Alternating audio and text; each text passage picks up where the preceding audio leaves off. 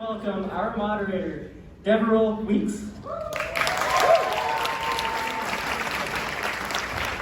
Thank you so much, Cody. Thank you for letting me do this. I'm going to bring everyone up. We're not going to do this for too long because you've been amazing and you've been sitting here. The first person I'd like to bring up is Daniel Waters, please, the writer.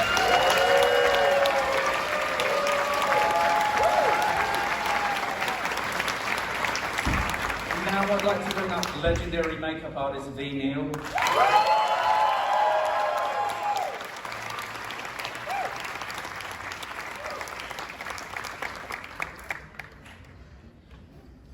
Just waiting for V. She's making a dramatic entrance.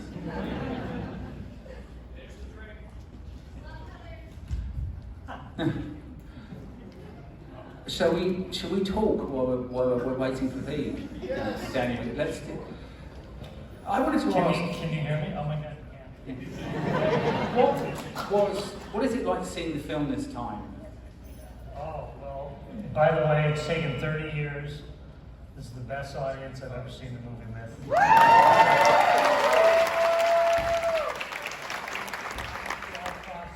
Process the trauma. The early screenings, I watched a lot of people have nervous breakdowns and kids crying. There's no crying tonight, perhaps some gentle weeping, but yeah, and I learned something new every time I see the film. And tonight was, you know, people come up to me like, oh, well, you know, the Chris Nolan films and the Matt Reeves, the Batman, they're much darker, right? And like, sure, they have blowing up football fields and convention centers and hospitals, but one bite of the nose, one eat of the fish, giving a bath to herself is much more disturbing than any of that.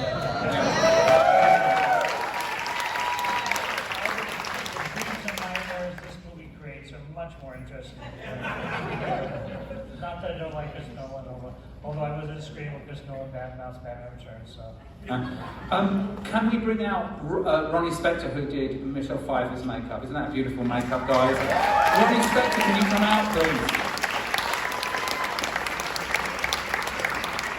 It's hard to hear. Oh, can we get Ronnie Spector out, please? Oh, Ronnie!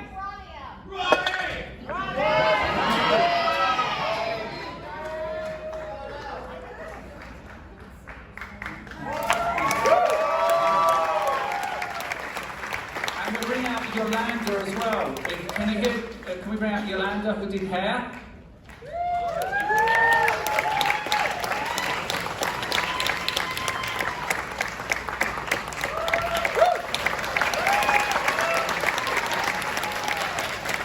And the sculptor and one of the co-creators of the Penguin, Shane Mahan. Can you come out, please, Shane?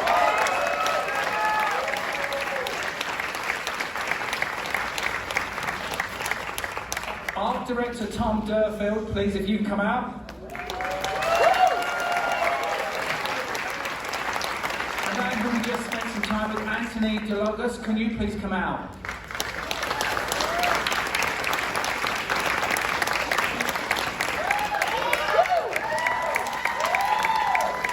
Andy Schoenberg, if you're back there, can you come out as well?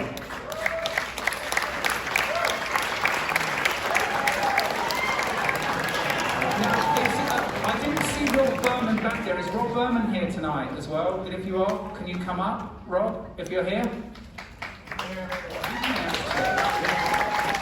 Hey Rob, how are you? Grab a seat. Are we running out of seats? We're really running out of seats. Okay, we still have Branston Richmond, if you can come out.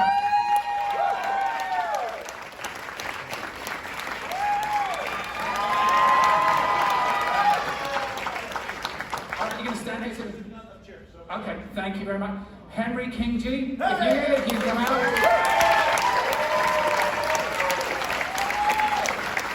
Joan Durimati, if you're back there, can you come out? Is John? Theatre. John.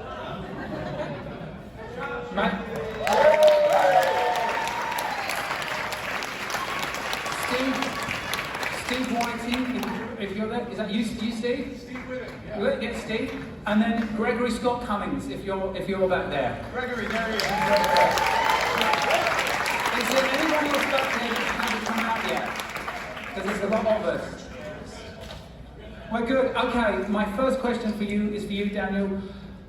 This is not based. Tell how the story came about, how you got this job, and it was written before the internet, so you guys basically wrote this in a room together, right? Well, I mean, the thing is, we were lucky. We were two lucky souls. This was before a writer of a superhero film today has got to go through a tribunal. They got to go through questions by thousands of fans on the internet.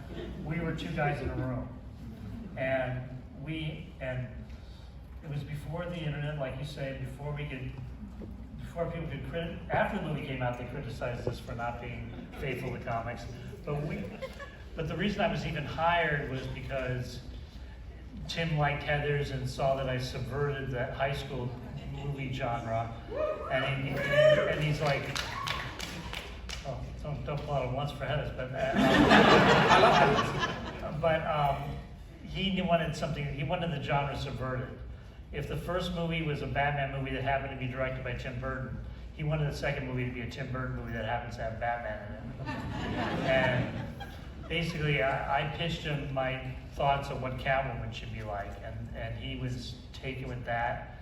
And we didn't know, we were like assigned Penguin and Catwoman. So there was no story we were assigned, no specific comic we were assigned, but we wanted those two villains.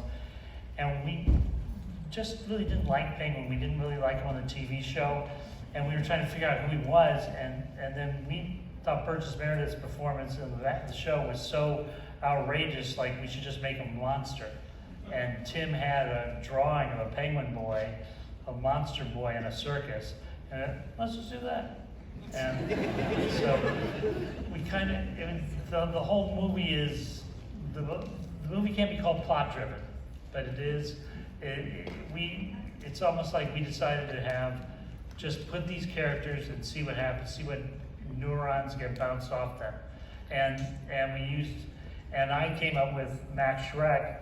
I knew he would like the name, and that as kind of like, these are just three fucked up people going through something. Max Schreck, the businessman, is the actual villain. Like the other three aren't villains, they're just going through and having a rough week. I mean, you have had a famous relationship with Tim Burton. You've done so many films with him. Such an incredible, storied career. What was it like when you got the script for this? What was the first sort of discussions about this film? Dude, this was 30 years ago. You think I remember that? I'm sorry, I have a microphone, but it doesn't work. Can you guys hear me? Yeah. I don't know. I mean, by the time they get the makeup artists involved in a lot of this stuff, it's already gone through so many reiterations with other artists, because it went through Stan's route. And I loved working with Stan Winston. And I remember when we did the first test makeup for this penguin character, and Tim told me that the rest of them were going to be these circus characters, and I remember bringing in all kinds of drawings of circus characters to go along with his, this red triangle gag. And we wanted them to just be all broken down, like, they used to be doing this to themselves all the time, but now they just kind of hang out and they never take it off. So it was, that was kind of a fun thing to work with, and I still have all those drawings too. We actually have something to show. We're actually going to show. We have a clip that someone sent in. Can we show that, please, guys? Yeah.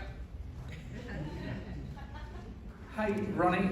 I'm such a big fan of your work. I never thought Michelle Pfeiffer's so beautiful in this movie. Can you talk about how you created that with yourself, Tim, and Michelle Pfeiffer? The thing I remember the most was Tim telling me he wanted her lips to look like dripping blood. So I had to find the perfect color lipsticks that look like blood and drippy lip gloss. Now, a lot of the products I used then are no longer in existence. So I had to come up with substitutes for them. but that was one of the things. And V creates all Tim's looks, and you know, the characters are usually pale, right? Oh, yeah. Chilly to be exact. With dark around the eyes, and so, you know, that was kind of the look that we went for. How long was the makeup? How long did it take to do that makeup on her? I think it took about an hour and 15 minutes. Yeah. It's such a beautiful makeup. Oh, thank you. Yolanda, it's so amazing to get to talk with you. I'm such a fan of your work. What was it like going into this film? You also had done a number of films with Tim as well. Well, Tim is probably the easiest director to work with because he draws everything and hands it to you. He said, oh, I'd like the poodle lady to look like this. And he said, but we have a problem with the dog. He's been shaved. So Tim said, make him a wig. Make him a wig. He wanted the dog in the movie, even though he had been shaved, because it was the same dog he used in Frankenweenie. Or, with Paul. No, it was with Paul and, Pee-wee's. yes. Yeah, Pee-wee, The first Pee-wee movie, Tim had worked with the poodle, and he said, no, I want this dog, all my actors I work with again, so please make the dog a wig. And those were hair extensions in the front of the dog, and he had an entire suit that was spandex that we sewed hair extensions to. But Tim is so easy because he's so aware of everything he wants, which makes our job really easy. How many wigs do you think you went through on that show? How many wigs were they? How many wigs? There were quite a few wigs. Paul Rubens had a wig. Danny had hair extensions. The majority was his own hair. Shrek had a wig. The poodle lady had a wig. The dog had a wig. There could have been a few more, but that's all I'm remembering. Shane, the work on the Penguin is amazing. It feels in some ways you had done Edward Scissorhands with Tim Burton. So was that kind of a natural extension going into it? What was the process of working with Tim Burton on the Penguin? Well, is that working? Yeah. The beauty is that Tim, we had done Edward Scissorhands 2 years before, I think, or something like that. And so there had been a sort of a really great collaboration with V and Tim and the look of that kind of creature. And I really enjoyed it because it was a fairy tale on Edward Scissorhands. It was something that was not based on any sort of reality. At the time we were doing Terminator 2, which was completely opposite. It was all based on science and what could possibly happen in the future. And it took Stan a little bit of time to wrap his head around what Edward could be. But it all worked out quite nicely. So then when we were doing Batman Returns, we were only commissioned to do the animatronic penguins of all of the different types. The Emperor penguins were some smaller actors in suits. There were a lot of animatronics for the bombs and such.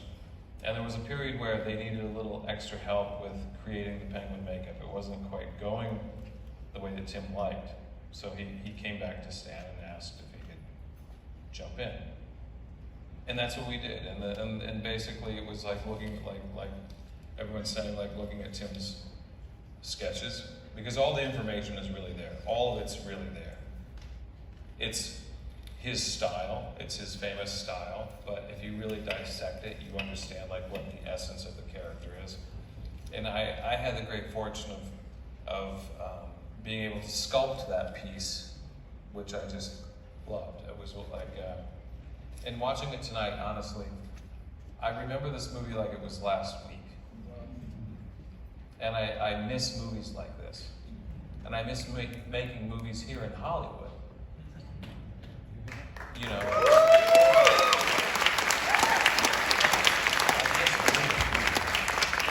I've known V, I've known all of these people, Predator, this is like a family reunion, and it's a beautiful thing, and I'm pleased that the film really holds up so well. But the essence of creating the character with Tim was always one of great collaboration with Stan, artists like myself, V, the hair department. I miss those days very much. It's beautiful.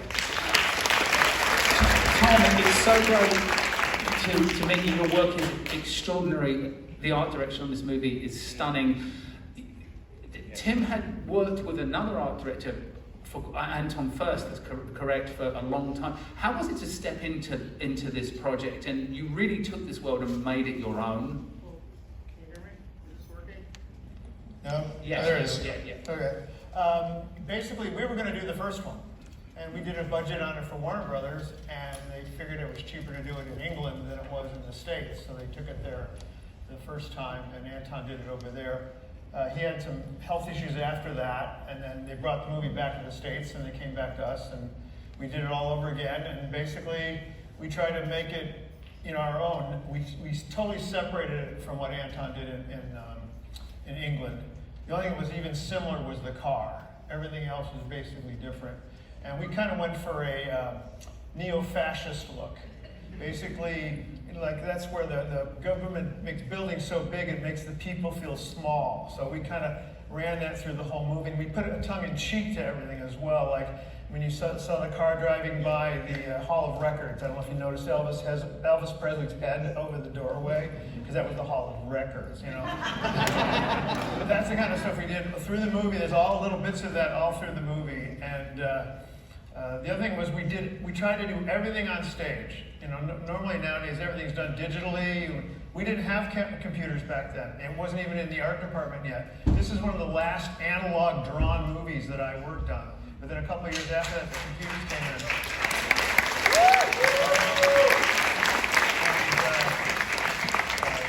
But it was really fun, it turns out. But we put snow everywhere. We spent $1 million on refrigeration, because Tim wanted to see the breath on the big set, the big square. And it took 3 days to cool the stage down. And it was 95 degrees outside. Somebody decided in the middle of the day to go outside to get a lens out of the camera truck or something. And they opened the big door and we lost it. So we only saw the breath a few times, considering we spent over $1 million on the refrigeration.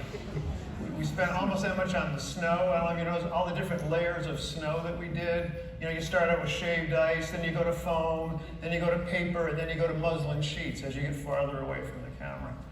I think I opened that door by mistake, actually. Thank you. But no, it was one of those things where you just you could hear all the foreheads slapping at one time over that. But and working with Tim like this, we're saying I've done 4 movies with Tim. My last one being as a designer on Ed Wood. But you, like you were saying, you get to know Tim. He has a certain shorthand. And after a couple of movies, you know what he likes. You know his characters. He has a certain style, like everyone says, and it's really easy once you've done it a couple of times with him. You can go with it, and it's really not that hard. Can I demonstrate what it's like for people? It's got to be like, Yeah, a lot of this, yeah. But it's more like, you know what I mean? Yeah, like, exactly. It's perfect. No problem. But the one thing I will say is that Tim, every movie he got bigger and bigger as like an international corporation. So the first couple of movies, we played volleyball, we went, we played, we did all kinds of stuff together. Every movie I do, it got to the point, like on Ed Wood, you couldn't even talk to him for 5 minutes because he had 50 other things going on. So we kind of lost the guy from Burbank, who was so much fun, and he became this multinational corporation. He's in London now. I haven't seen him for about 8 years.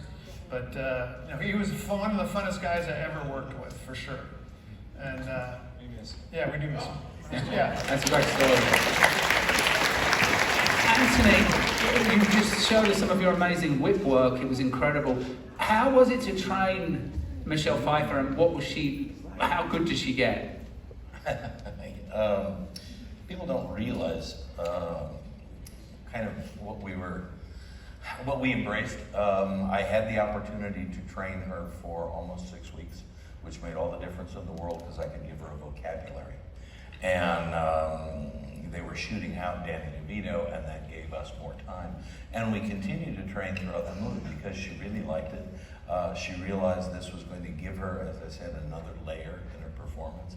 And we would literally walk onto a set and look at the adversity of the set. There were times I'd go and say, guys, could you move the light just 6 inches? Give me an 18-inch path, and then Michelle can focus on her performance. So we look and see how do we turn adversity into opportunity, and we did it every time. We virtually choreographed on the set, on the day, and then shot it, and without any delay. And that's how good she got. My favorite story is the Ice Princess. By that time, Michelle, I won her trust. She knew I was there to do everything I could to help her so she could be focused and make sure there weren't any problems, and that we could again create real magic with her. This was movement vocabulary. She has a tremendous verbal dialogue, but then this was her movement vocabulary, and the credibility that she achieved by doing it herself was extraordinary. It was the Ice Princess scene. And I arrived to set, and Tim said, he was talking to me by then, which was kind of a big deal. And he goes, I don't think there's any whip stuff today, Anthony. I said, yes, sir. And I stood over in a corner and watched them do the rehearsal, and the girls tied up and this and that, and they fight a little bit. And when the rehearsal was done, I went to Michelle and I said, a whip in one hand and a chair in the other says lion tamer the world over. And Michelle goes, Tim, Anthony has this idea. But literally, she swung in on the whip. They did that little bit when she vaulted backwards. She cut the girl free, dumped the chair, cracked the whip through the chair, grabbed the girl, pulled her in for the 2-shot. Gotta go, girl talk. And we rehearsed it twice and shot it, and we were done. And we created it in that instant. And I was so very, very proud of her. That's how we got. That's a great story. Andy, can you tell us what you did on the show and what it was like to work on? You're going to throw that broad of a question. Yeah. Well, I was the puppeteering coordinator on the show, and I supervised the construction of the puppets and stands. So all of the penguin puppets were supervised by me, and there was a crew of 40 or so people at the shop, and there were 40 puppeteers on set, so it was a big crew to supervise as well. There was a day we came into work, the first stuff we shot with the penguin puppets was all the penguin puppets. There were 3 dozen of them and 3 dozen real penguins. So 72 penguins. Danny DeVito is addressing when he's talking his invasion plans. And we finished with that stuff. It was mayhem getting all of that done. And we come into set, and it's supposed to be the 6 little people in the penguin suits. That's all, just a funeral scene. And David McGifford, the first AD, calls me in and he says, how long would it take to get all of the puppeteers here? I said, you mean all 40 of the puppeteers? Yeah. I said, well, what's going on? And he said, well, we were blocking out this scene, and Tim said, so the 6 little people take him down the ramp here, and then all the other penguins get dressed around the island. And with that sentence, we had to get 40 puppeteers. Amazing. Yeah, it was a fun scene, fun show. We were,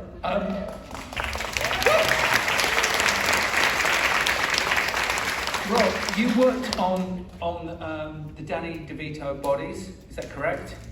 And you worked on the forms up, and you molded his prosthetics, and you engineered his belly so it moved better. You also worked on fixing and patching the bat suits. Is that correct? I'm the guy on the show that didn't get credit, that worked on all the leads. in all the departments in the costume shop. I was molder for all of Danny DeVito's body parts. I was the finger finisher on Batman and Catwoman suits, applying all the little decals to make it look like her costume was splitting, because if you really cut that costume, it just shredded. So those are all little prosthetics that are glued onto her suit to make it look like it's splitting and coming apart, you know?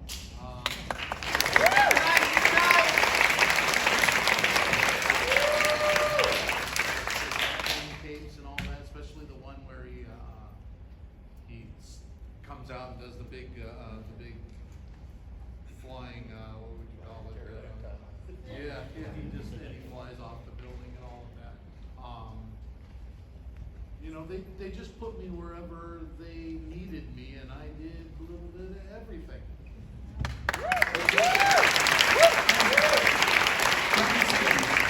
Can you describe what you did? What was it like to work for Tim Burton? Was that the first time you'd worked for him? It was the first time.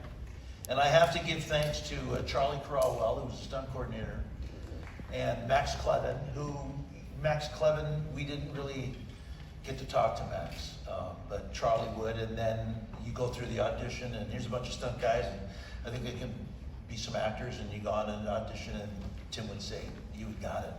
But I do want to share a quick story about Michelle Pfeiffer. Can I do that for a second? Yeah. So we're on stage, and yes, they were looking for the breath, and it was freaking cold in there.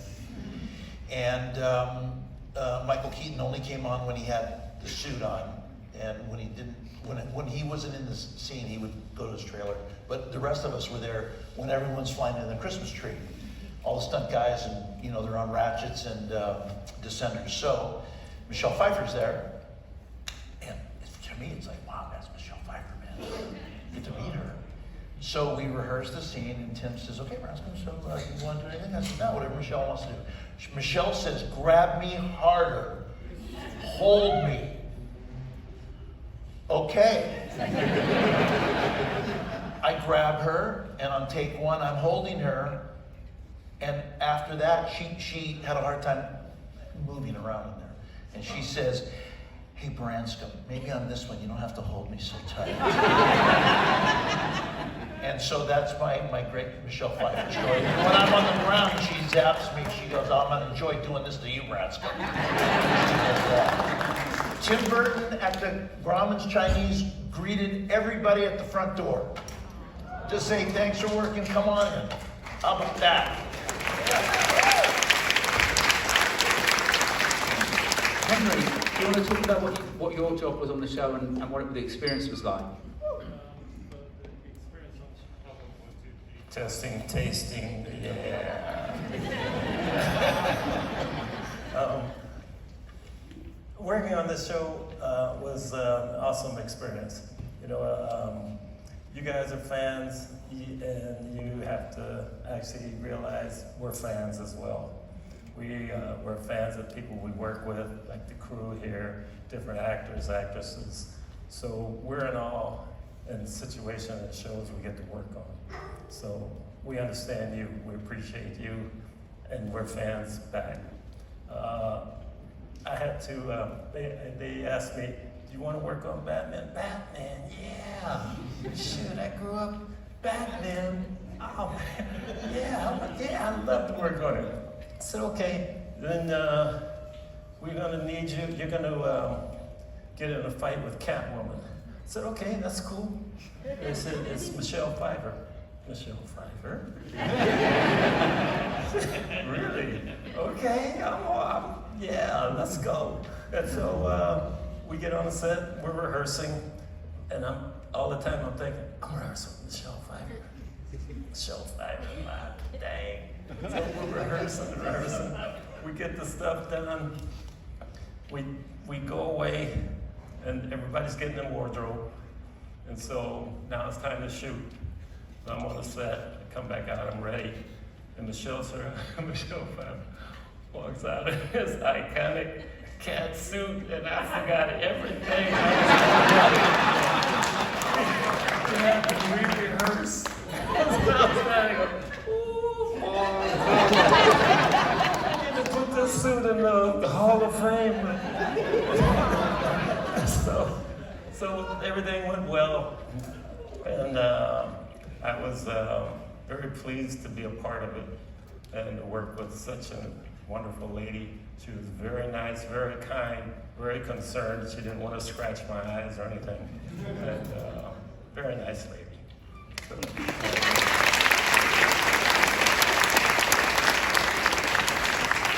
Steve, you had a really, I mean, your scene is really interesting in the movie. Can you talk about that a little bit? Is this working, or this is Cody's mic? Oh, we're on? Yeah. Okay. Yeah, so I was very inexperienced coming into that. I was doing a sitcom here in LA, and so I was more of a theater actor. That was kind of like live acting. And I didn't really, and I never really researched who I should know in the business. I wasn't good at that. And so when I met the casting director, who was a famous casting director, Marion Doherty, I didn't know who she was, and I barely knew, I knew who Tim Burton was, but when I was auditioning, I didn't realize they make you improvise at an audition. And the improvisation was very funny, and Tim was laughing, and I had the role, so I was very excited about that. But I didn't realize that when you get on the set, you're not supposed to improvise, you're supposed to say the lines. So this is the battle with the penguin, and I came in and I improvised, and the first strike against me was I made some line and said something about giving him his gloves or something, and I said big guy, like I was trying to do like a Bill Murray kind of a thing, and cut. And I remember Chris and Jan Hooks were kind of laughing, and I looked at Danny, and Danny was going like this. So I said, okay. So then we do another take, and I was still improvising, I just wasn't going to say that again. So I said something else, and cut, and they were laughing again, Chris and Jan, and Danny says to Tim, is this guy going to say his lines? So then I realized, oh wow, okay, that's the. And Tim was very kind. He says, let's say the line. So I was like, all right. So then third take, action. I'm so nervous I forgot my lines. And Danny knew them and said them for me. So we finally finished the scene, and we went into the bite of the nose. And he was holding that fish, that blue fish. And I knew we were not getting along. And he said, he was sorry, we're going to do the bite now. And he said, give me the fish. And before each take, he would eat the fish. And then bite my nose. And then when he bit my nose, he was wearing those teeth, and I think, you probably can't really feel your teeth very well or what you're actually doing. And so he was biting my nose, and it hurt so bad with all this fish stuff on it. And when we so then we said, okay, Tim said, okay, great, we have that. Now we're gonna shoot the blood. So let's go back and we'll rig you for the blood. Does anyone do that special effect here? Because, good, okay. So, so I go into the trailer, and before I did, I was so nervous and mad at Danny DeVito. I was like, this guy's crazy, you know? I used to smoke, but I stopped, and I saw someone a lot, and I said, hey, can I have a cigarette?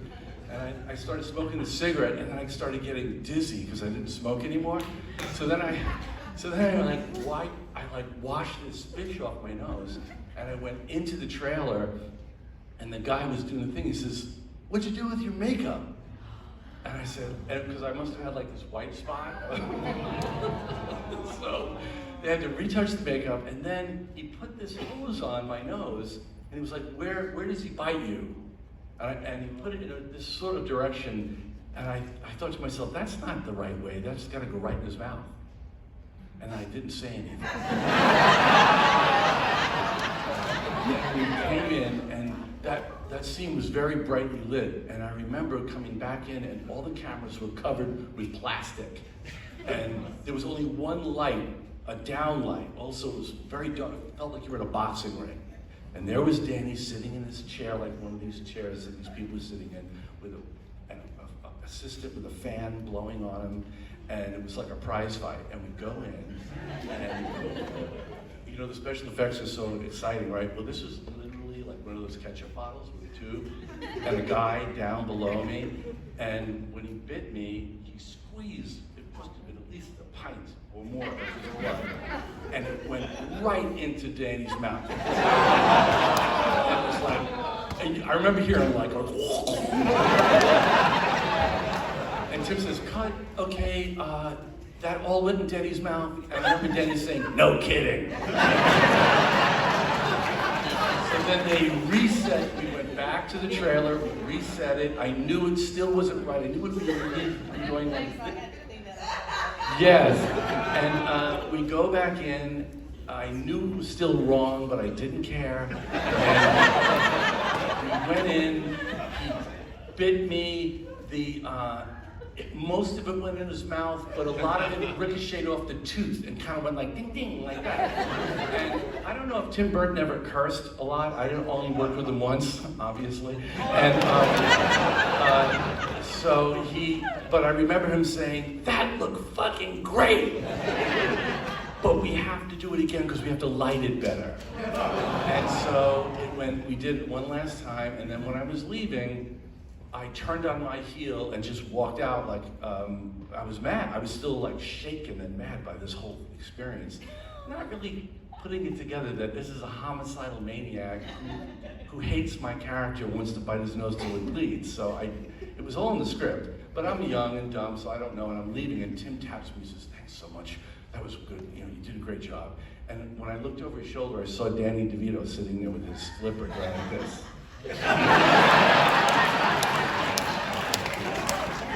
The good news is he hired me to play a job in a movie he directed called Hoffa, not too long after. And I have to say, I've worked with a lot of directors. Danny was the nicest director I ever worked with. He was so kind and sweet. And I was afraid to work with him because I thought he hated me. He's a great guy.